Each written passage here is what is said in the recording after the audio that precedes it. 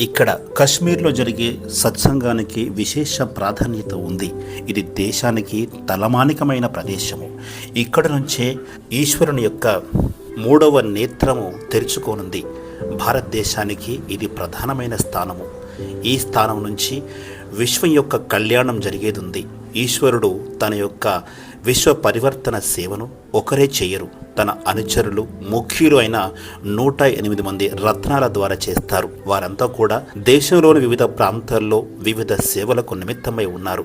అదేవిధంగా ఇక్కడ కాశ్మీర్లో కూడా అలాంటి రత్నాలు ఉన్నారు. తప్పకుండా వారు బాబా సన్ముఖంలోకి వస్తారు. తప్పకుండా ఒకరిద్దరు ఉండే అవకాశం ఉంది. ఈ విధంగా నలుమూలలో కూడా 108 మంది రత్నాలు ఈశ్వరుని యొక్క సేవలో విశేషంగా నిమగ్నమై ఉంటారు. నిస్వార్థంగా సేవలు అందిస్తూ ఉంటారు. ఆపేక్ష లేకుండా ఈశ్వరుని సేవ చేయడంలో ముందుంటారు. అంటే ఈశ్వరుడు తన 108 మంది అనుచరులతో ఈ విశ్వాన్ని స్వర్గధామంగా మారుస్తారు. మరే విశేష ఆత్మలు ఈరోజు మీరంతా కూడా అలాంటి ప్రముఖ స్థానమైన ఈ కశ్మీర్లో మీరు ఆసీనులై ఉన్నారు. మీతో పాటు ఆ సర్వేశ్వరుడు ఈశ్వరుడు కూడా ఉన్నారు. మరి ఈశ్వరుని సమక్షంలో మీరంతా చేసే సంకల్పము తప్పకుండా అది నెరవేరుతుంది. సృష్టి యొక్క పరివర్తన జరిగి తీరుతుంది. ఎంతోమంది ఆత్మలు దారి తప్పి తిరుగుతున్నారు. వారికి కూడా మోక్షము లభించే సమయము ఆసన్నమైంది. దారి తప్పిన ఆత్మలకు సేద తీరేందుకు సూక్ష్మవతనం యొక్క తలుపులు తెరుచుకునే సమయం కూడా ఆసన్నమైంది. ఆ తలుపులను తెరిచే బాధ్యత మీరందరూ కూడా తీసుకోవాల్సిన అవసరం ఉంది. మీకు మీరుగా చేస్తే కష్టం కావచ్చు.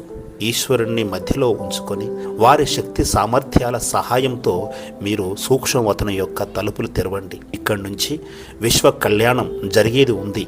అందుకే ఈశ్వరుడు అడుగుపెట్టిన ప్రతి చోట కూడా విశేషమైన దేవాలయాలు వారికి గుర్తుగా నిర్మించబడతాయి. అదేవిధంగా కూడా ఇక్కడ కూడా శివుని యొక్క మందిరాలు తన యొక్క సేవలకు గుర్తుగానే, తన యొక్క రాక గుర్తుగానే జరిగాయన్నది గుర్తుంచుకోవాలి.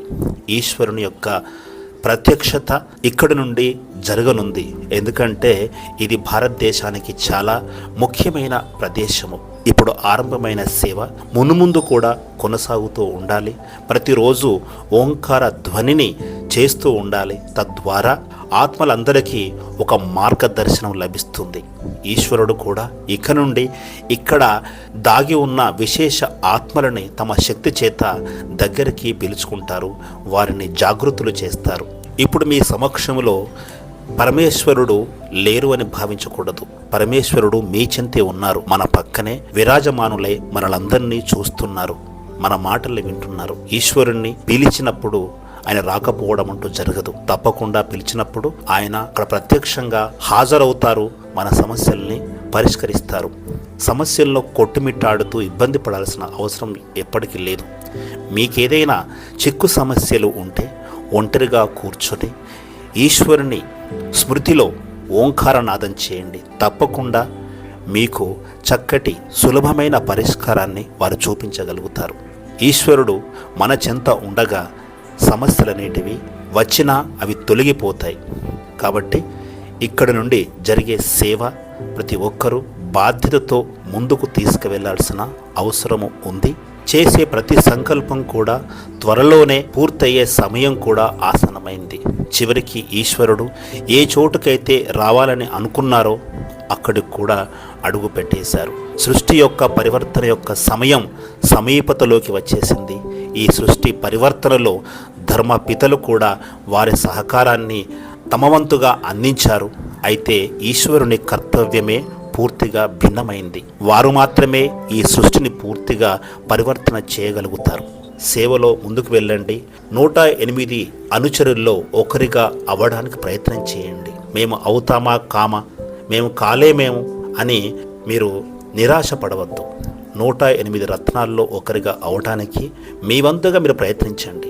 ఈశ్వరుడు ఈ భూమి మీదకి వచ్చినప్పుడు 108 రత్నాలతో పాటు 16,108 రత్నాల్ని కూడా జాగృతపరుస్తారు. వారి ద్వారానే ఈ విశ్వ పరివర్తన మహాకార్యాన్ని సంపన్నం చేస్తారు. మీకు మీరుగా చేసే ప్రయత్నం ద్వారా తప్పకుండా మీరు ఆ 108 మాలలోకి మీరు వస్తారు. ఆ వైజయంతి మాలలో రావడానికి ప్రయత్నించండి. ఈ ఈశ్వరుని యొక్క ఆశీర్వాదాలు సదా మీ తోడుగా ఉంటాయి. ఓం నమః శివాయ.